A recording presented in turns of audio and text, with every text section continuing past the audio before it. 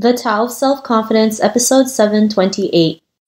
Welcome to the Tao of Self-Confidence, where I share stories of amazing women who have discovered their inner journey to self-confidence. Visit our website at thetaoofselfconfidence.com. Your inner journey to self-confidence awaits.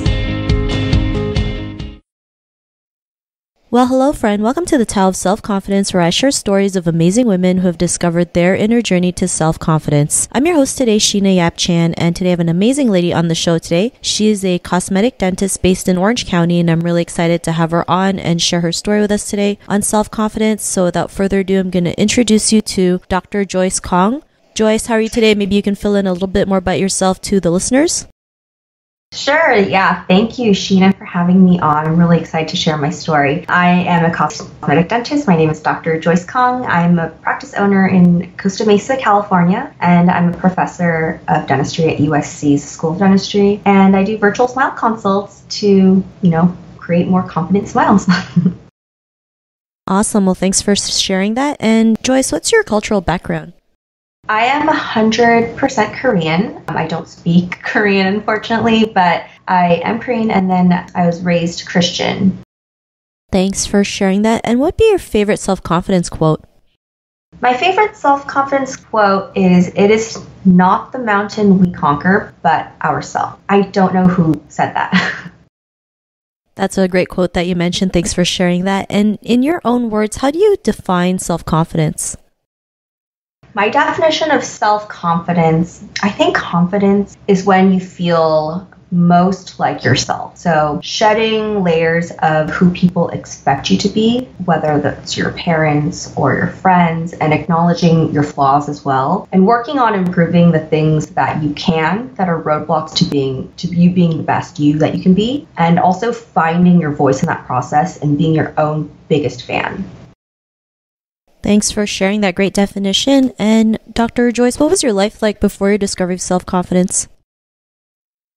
That's such an interesting question to me, because I didn't really realize when I didn't have self-confidence. I didn't recognize that I lacked self-confidence. I graduated from dental school when I was 23 years old. I am very into fitness, so I worked out hard to look good. My physique looks good. I studied hard, and I was really, really accomplished at a young age. And, I was always striving for perfection. I had a lot of pride in being perfect. And I look back and I did grow a lot. I realized I didn't have the right kind of confidence in that situation, because there is a difference between having confidence really from inside of you and having confidence or being proud of your outward accomplishments. So I realized that, if that's the way that I feel the most confident, then it all, like, let's say as I get older, I get fatter, then all of my confidence will disappear. And that's really not a healthy way to have confidence. It really stems from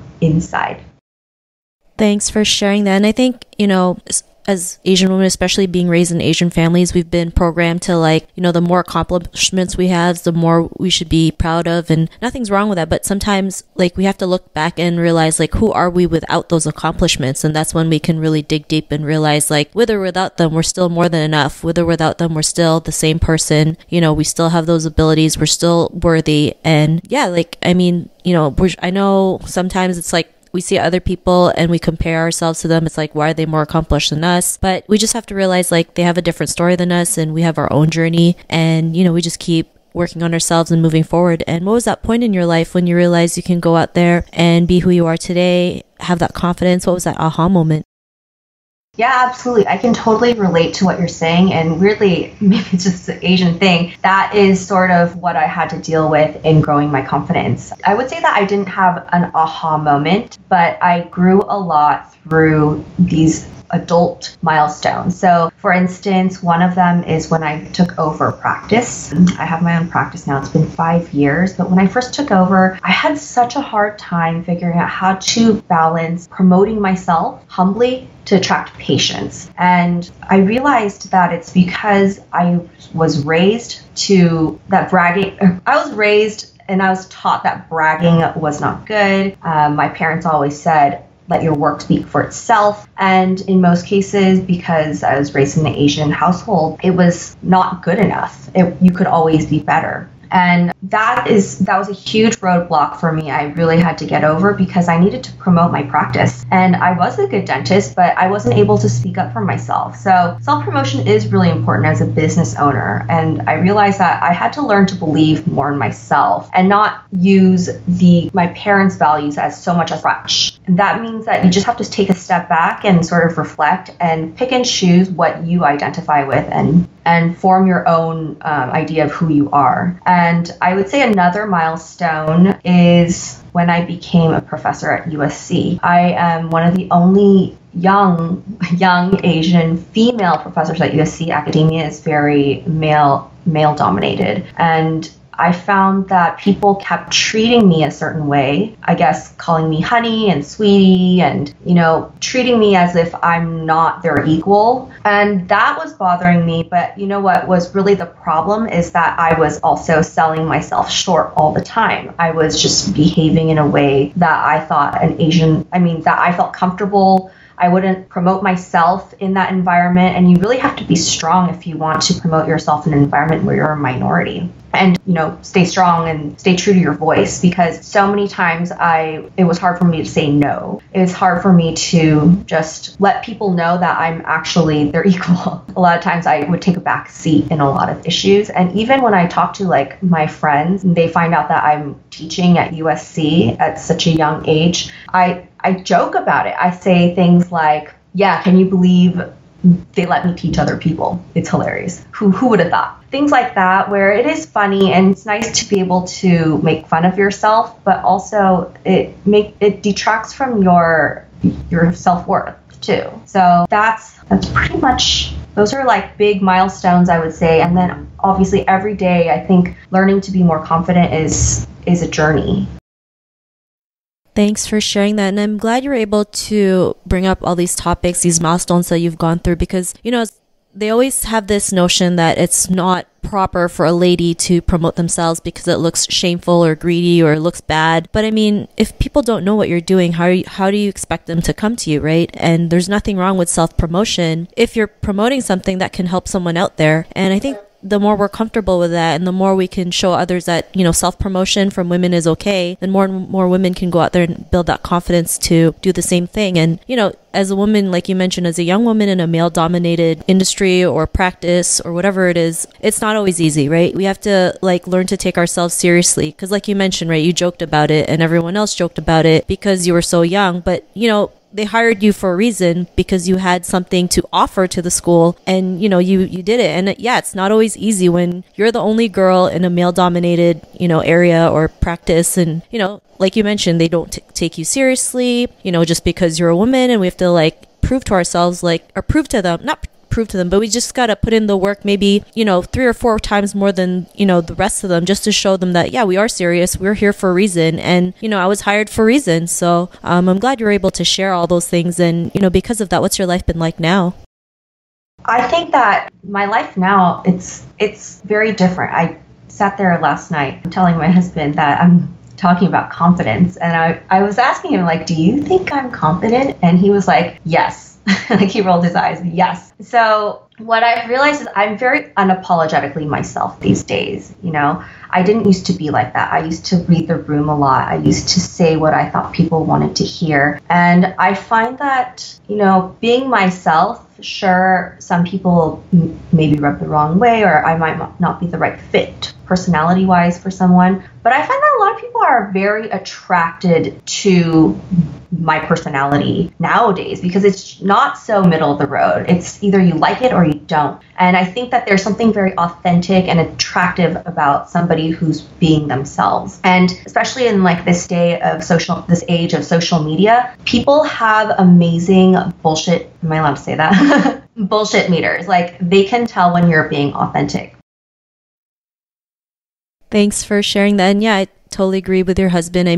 Just you coming on, sharing your story. That's, a confidence on its own, because not so many people, have the courage to share their story, what they've been through, showing vulnerability and how they're able to overcome it, because a lot of them feel like they don't have a story to share, but we all do, right? We all have a certain story to share, and you never know who's listening and can come up to you and be like, because of your story, I was able to get over an issue. So I think, it's great you're able to come here and share your story. And I totally agree. Like, authenticity is starting to come up more and more now that, people on social media are sharing their true selves and, showing them like it's okay to be yourself. And I wish more companies could see that too, just have more authenticity instead of airbrushing models to a T. But, that's a whole other topic. But, to the woman who's listening to your episode, she may be in her own journey to self-confidence. What would be that one tip you'd give to her?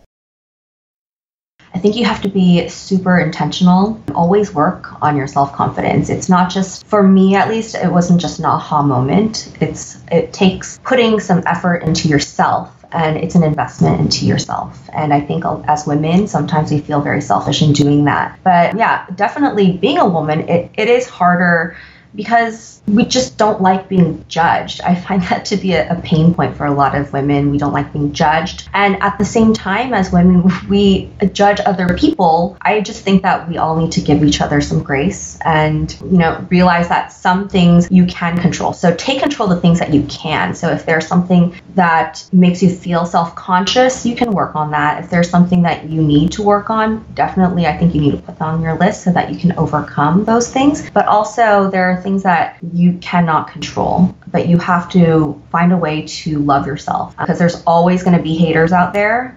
There's always going to be somebody who's hating on you, but you have to let them hate. You cannot let yourself hate yourself. If you hate yourself, game over.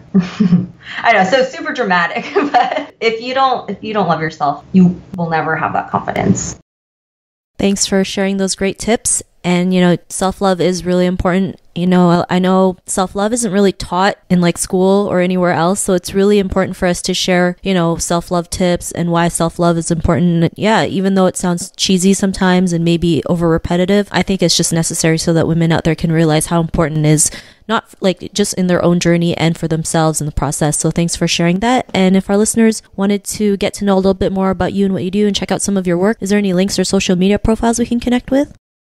Sure. I'm super active on Instagram. So my main account is Joyce the Dentist. If you DM me, I will probably respond. And then I have another account for my business. It's Virtual Smiles OC. And basically, it's a really cool thing where people just take pictures, selfies of their smiles and send it to me. And then I do a free consultation on how I can improve their smile based on what they don't like about it. So I think that this is really cool because every day my business is basically helping people smile more confidently, but I'm really thankful for the opportunity to talk about my own personal journey too.